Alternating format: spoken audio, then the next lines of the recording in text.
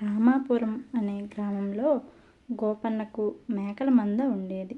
ఆ మేకల మందను ప్రతిరోజు మేత కోసం అడవికి తీసుకెళ్ళేవాడు. ఆ మందలో ఒక మేకకు పిల్ల పుట్టింది. పుట్టిన పిల్ల అప్పుడప్పుడు మంద నుంచి బయటకు వెళ్ళిపోయేది. ఆ విషయం గమనించిన తల్లి మేక గట్టిగా హెచ్చరించింది. అయితే తల్లి తనపై కావాలనే కోప్పడుతుందని, బయట చాలా అందంగా ఉంటుందని తన సంతోషానికి అడ్డం చెప్పుతున్న తల్లిపై కోపం పెంచుకుంది. అయితే ఒకరోజు తన తల్లి చిన్నప్పుడు మంద నుంచి బయటకు వెళ్ళిపోయింది.